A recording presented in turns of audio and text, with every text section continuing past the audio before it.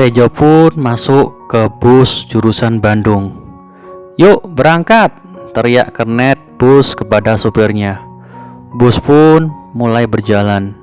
Tejo mengambil tempat duduk di belakang. Kernet menyopek karcis sembari memberikan kepada Tejo dan menyuruh Tejo berpindah duduk ke depan, ke tempat duduk yang masih kosong. Tejo pun menurutinya, duduk di depan. Tejo pun tertidur dalam perjalanan menuju Madiun. Tejo mendengar seorang membangunkannya. Tejo masih berada di dalam bus, namun bus itu terparkir di depan kantor polisi. Tejo kaget melihat beberapa petugas kepolisian membogornya dan menyeretnya keluar dari bus. "Loh, Pak, ada apa ini, Pak?" tanya Tejo panik. "Anda saudara Tejo kan? Ikut kami," kata salah seorang polisi. Tejo pun diperiksa oleh penyidik. Tejo terus mengelak dan sudah menyiapkan alibinya. Namun, Tejo tidak bisa berkata apa-apa ketika mendapat foto dia memegang badik dan di depannya terdapat Raffi. Tejo kaget dan heran. Siapa yang memotretnya? Tejo pun ditetapkan sebagai tersangka dan harus berada di balik jeruji tahanan. Tejo menjalani persidangan dan semua fakta-fakta pun terungkap di sini. 2 orang saksi didatangkan dalam persidangan. Saksi pertama adalah Eva, istri Tejo. Ternyata orang yang melaporkan ke polisi adalah Eva. Hal-hal yang diwaspadai Tejo selama ini adalah Agustin tetangganya. Ternyata salah. Justru yang melaporkan ke polisi adalah Eva. Tejo baru sadar bahwa Agustin sekeluarga seminggu sebelum pembicaraannya dengan Eva itu sedang pergi keluar Jawa. Dan Eva melaporkan ke polisi ketika Tejo sedang pergi ke rumah orang tuanya untuk meminjam uang. Dan yang membuat Tejo tidak bisa percaya adalah saksi kedua, karena saksi keduanya adalah Raffi. Ternyata Raffi masih hidup. Raffi datang dengan tersenyum dan menjelaskan semua kronologi di persidangan. Pengadilan memvonis Tejo kurungan 15 tahun penjara. Vonis hakim memperparah hancurnya hati Tejo selama ini yang sudah percaya kepada istrinya. Malamnya, Eva termenung di sebuah kamar melihat foto Tejo. Lalu dari arah belakang terdengar suara, "Kamu ngelamunin apa sih, sayang? Semuanya sudah terjadi. Dia pantas menerima itu.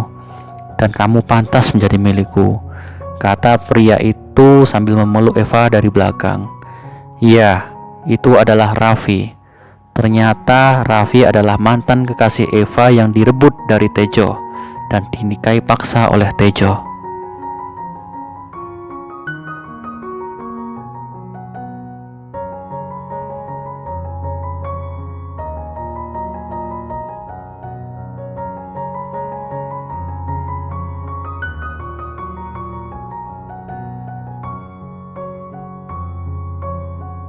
"Mas, besok kalau kita menikah, mas kawinnya sebuah kamera atau 10 pot tanaman aglonema?"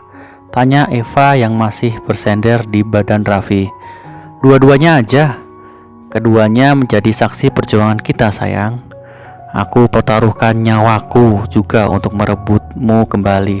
Hampir saja aku mati," kata Raffi. Ternyata sejak awal mereka sudah merencanakannya.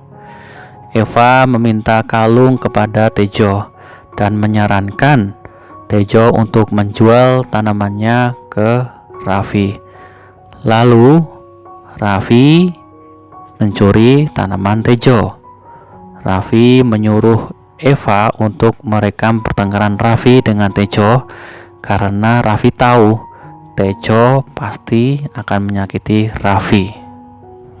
Setelah itu Eva juga yang membawa Raffi ke rumah sakit dan melaporkan Tejo ke polisi. Sungguh konspirasi yang luar biasa. Raffi dan Eva menjenguk Tejo dalam tahanan dan menceritakan rencana pernikahan mereka. Tejo pun hanya menanggapi dengan lamunan kosongnya. Mas Raffi, sebelum ngasih undangan nikah ke ayah, kita mampir ke toko emas untuk membeli kalung dan sepasang anting ya, kata perempuan itu. Mereka berjalan bergandengan tangan meninggalkan kantor polisi menuju toko perhiasan. Begitu bahagianya mereka berdua. Oke, sekian video konspirasi pada kali ini. Gimana pendapat kalian? Apakah kalian punya cerita-cerita yang mirip seperti cerita ini? Silahkan kirim ke email. Dan apakah hikmah yang bisa diambil dari cerita ini? Silahkan tulis di komentar di bawah. Jangan lupa subscribe, like, dan share. Oke, wassalamualaikum.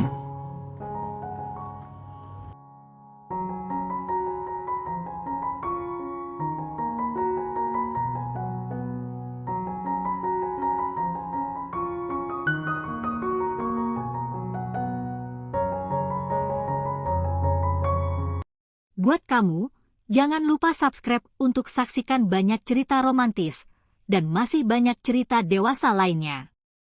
Di sini kita juga bisa dengar cerpen romantis, cerita hot, dan cerpen singkat lainnya.